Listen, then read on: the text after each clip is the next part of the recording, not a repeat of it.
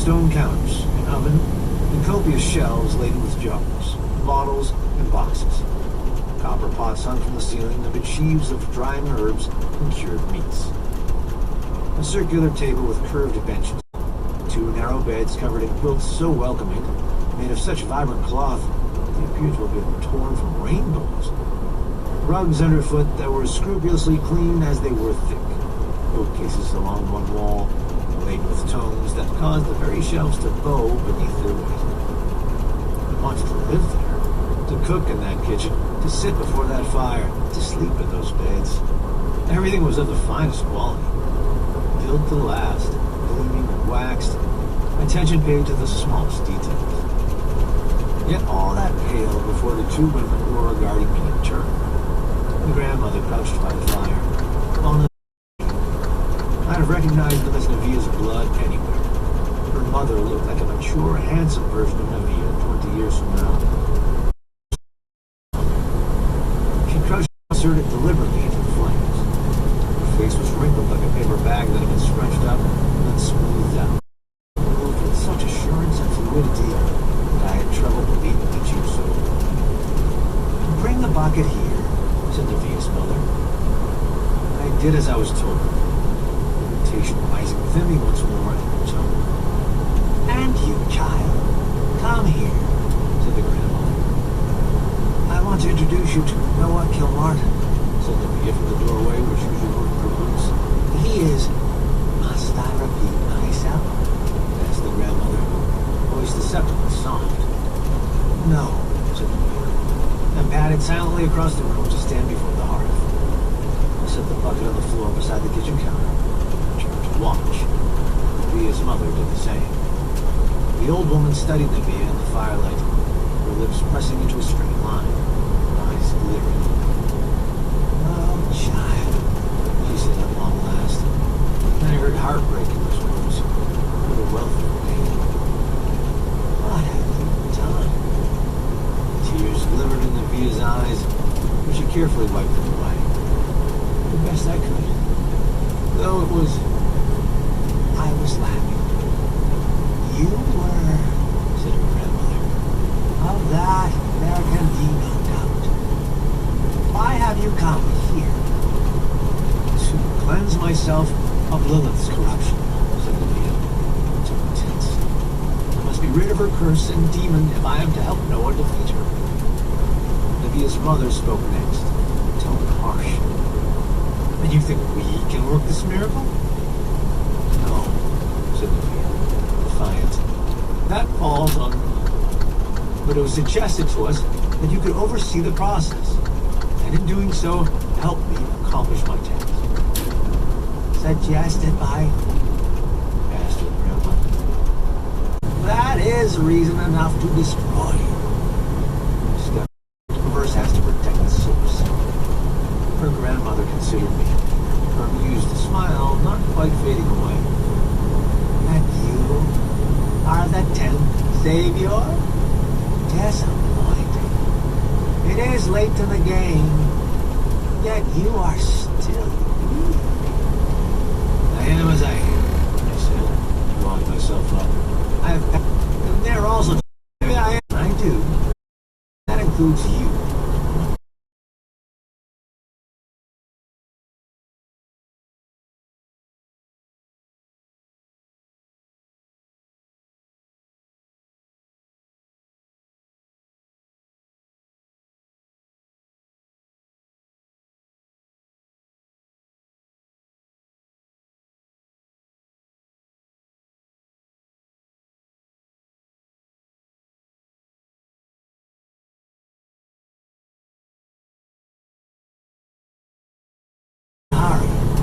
"I'm hungry."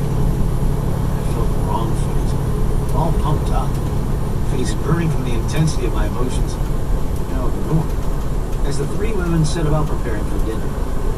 Trying not to feel foolish, I stayed out of their way. Then, without preamble, set to eating. We proceeded in silence. The food was good, nutritious, hearty. The bread still warm as if freshly baked. Waiting for someone to speak, ask a question. Nobody did. She was exactly as Nadia would be in a few decades from now, lithe and composed, graceful and lethal, yet subtly different as well.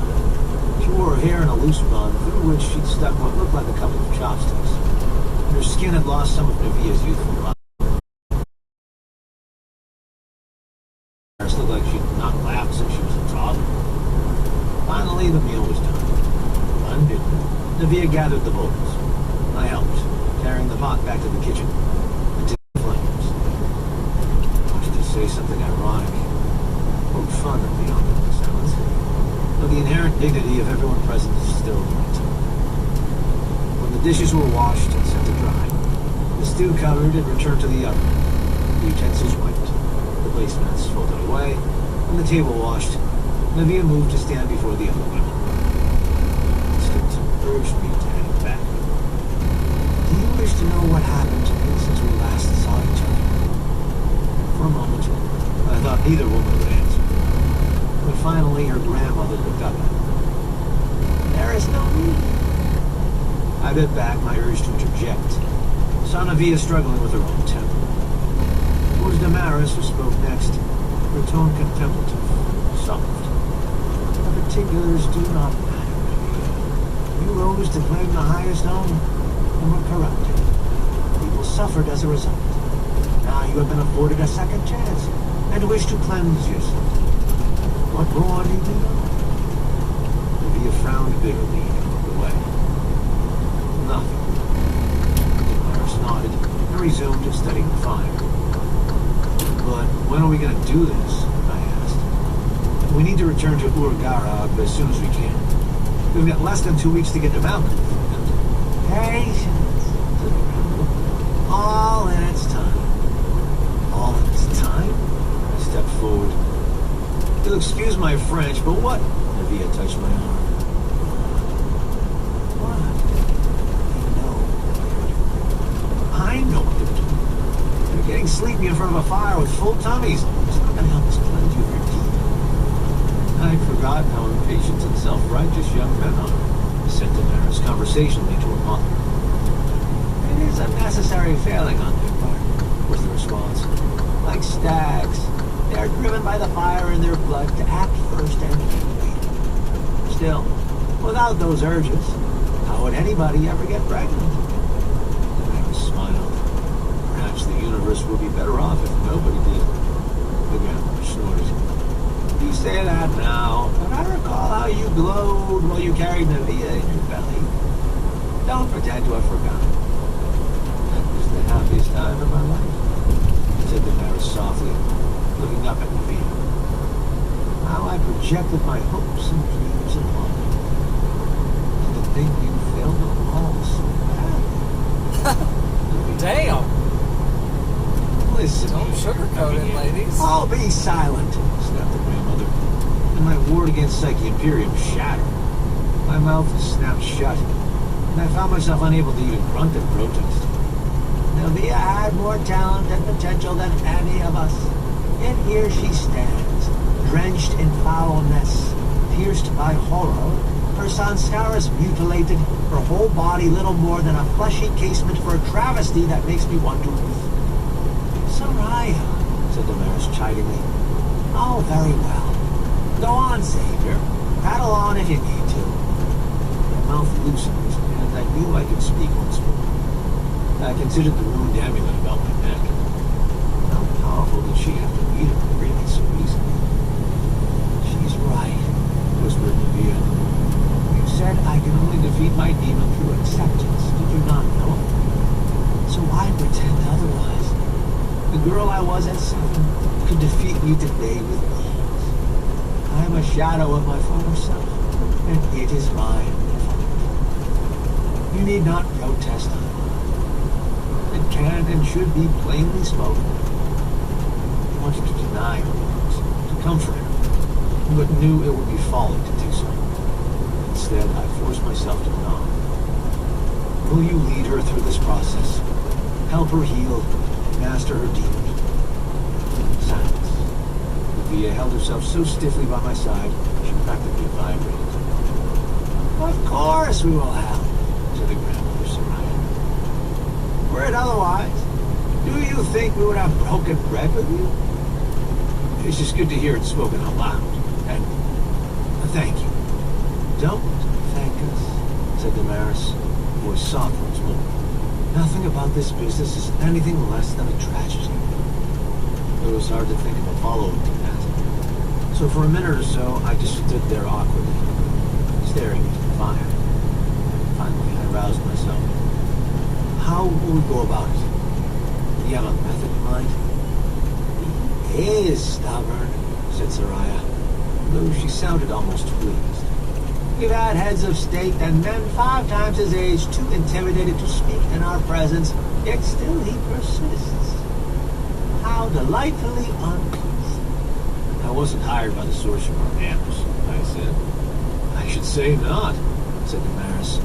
Your selection was questionable enough as it is. To my surprise and delight, I saw the corner of Nevia's mouth work up for but a moment before the smile smoothed away. Regardless, no, we do not know how we will go about it, said the girl, shifting in her seat restlessly. These matters are best guided by the heart, by the source,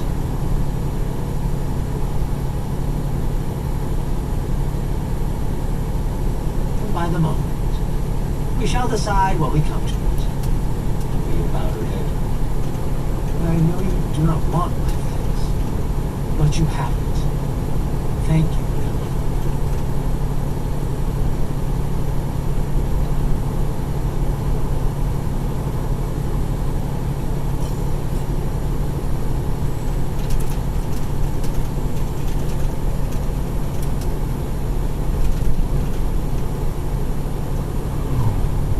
Soraya waved a vein and a liver spot at me. Enough. You two can sleep in the barn. The tragedy of your presence and corruption is too nauseating to keep in the cottage. Of course, said Nevia, ducking her head. I wanted to protest, but caught myself. There was a limit to how far I could push this. Nevia had already agreed. So I instead followed her out. We both women before the fire, to the front door, and out onto the porch, then down the steps to the grass. The cold was almost shocking after the comfortable warmth. My breath plumed out before me as I followed Nevia back around the paddock with smoke.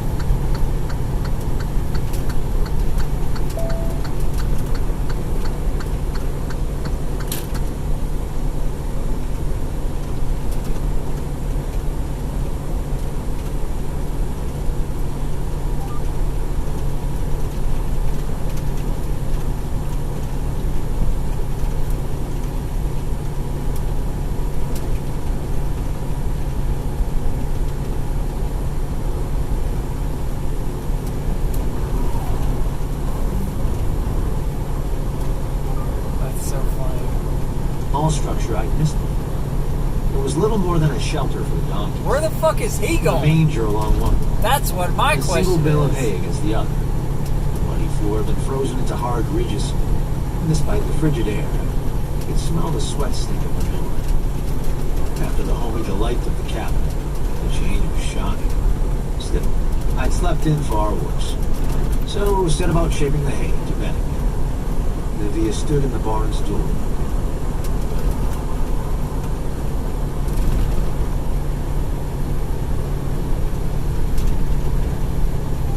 Staring out at the night, hugging herself. At first, she didn't hear me when I called. It's ready, I said, sitting down gingerly on the straw. It did far less to cushion me from the cold ground than I'd hoped. We should rest. I feel like I'll never sleep again. Odds are against that one. She didn't smile. I wrapped my arms around my knees and waited.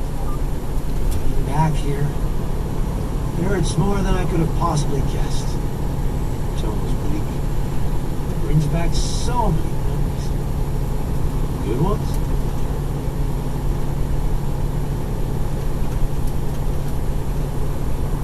You might not think of them as such, but yes, she sounded wistful now. More than what happened. I remember the person I used to be. The harder my mother and grandmother made my life, the more determined.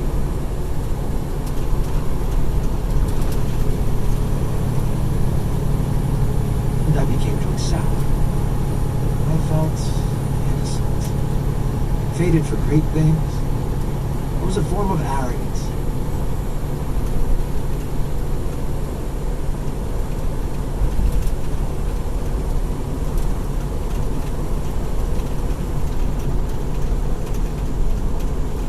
But it carried me through every trial.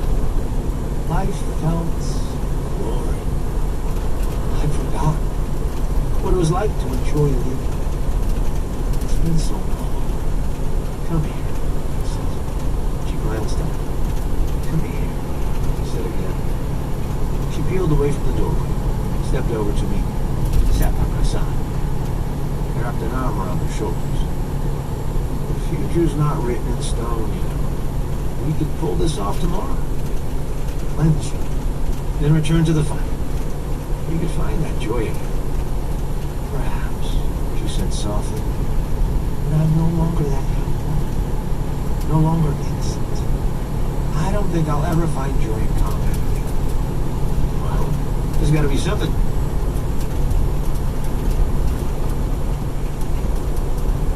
You're looking forward to. If this works, that is. If we pull this off. She sat still, shoulders hunched. At last, she sighed once more. Penance, perhaps. You've already earned that, I said. No, wait, hear me out. Sure, you fuck.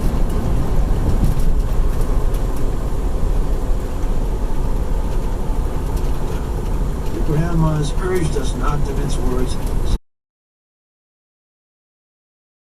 Your corruption, your fault. But ever since I...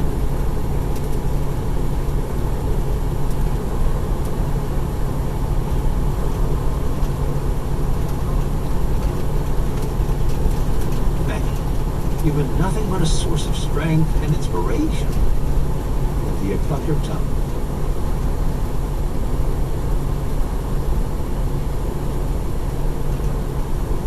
Went to pull away in protest, but I held her tight. I'm serious. You might not want to hear this, but I'm going to say it anyway. If there's penance needed for what you did, then I think you fucking earned it. The fuck? 5 trials. Gogia. Tag him wrong. Everything you've done to keep us alive. Keep us going.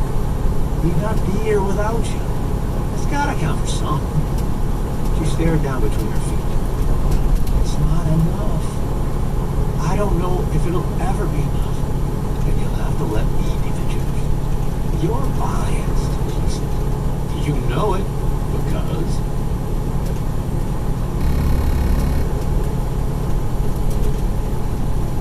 I took a deep breath. Fuck, I mean, I straight up love you. Yeah. And I believe in you. I trust you with my life. My words hung in the air between us, and she shook her head.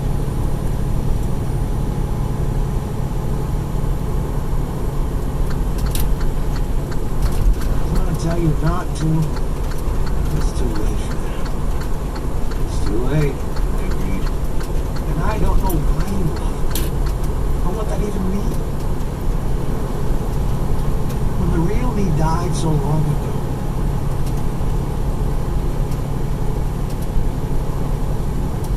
I feel like little more than a shell, a ghost of the woman I once was.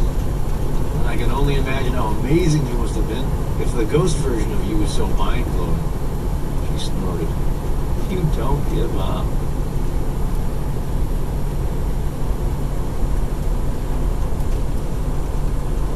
Never. And you know who I learned it from? Silence. But it felt different now. More companion. Come on, I said, pulling her down onto the hay. We're gonna need to snuggle really, really hard if we're not to freeze out here tonight.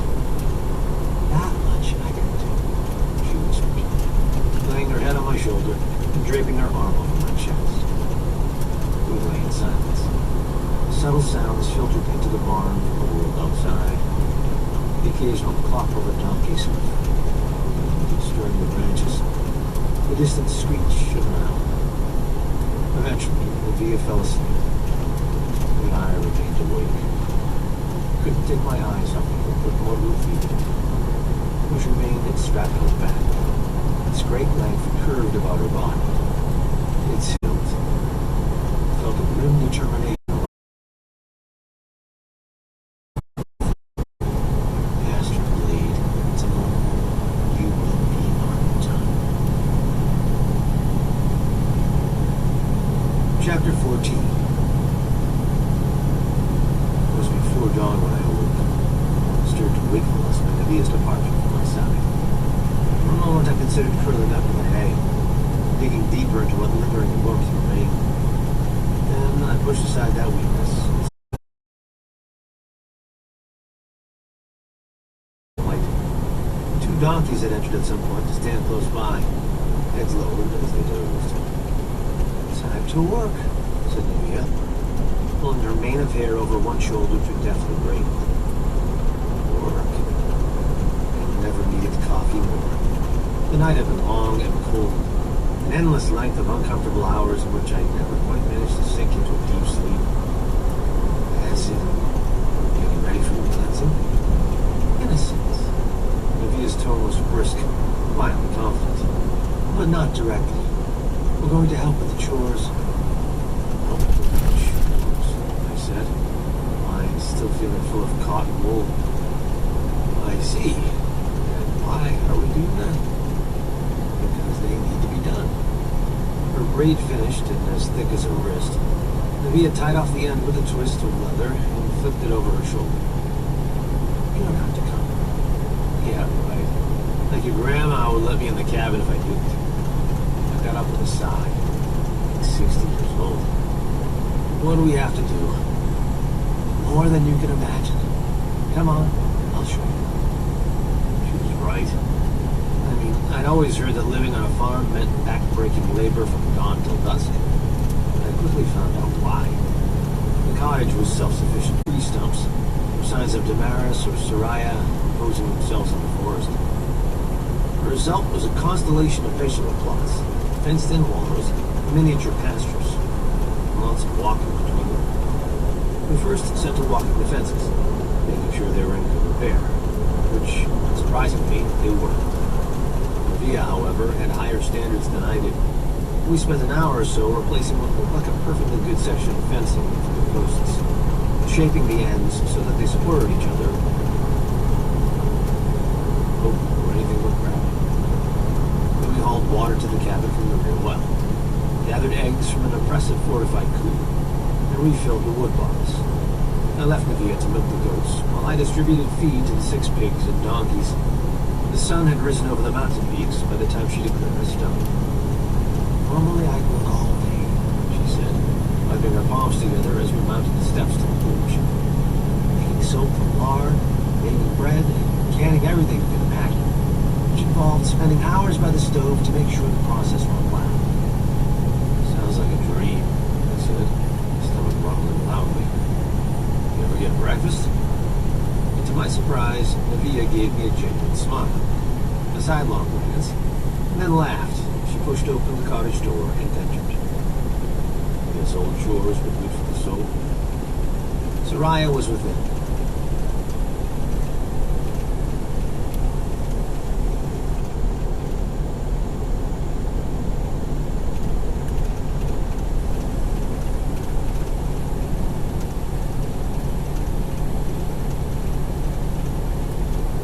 Sweeping the floor. The morning sunlight was already sluicing in through the windows, bringing out the smoldering colors hidden in every corner. Morning!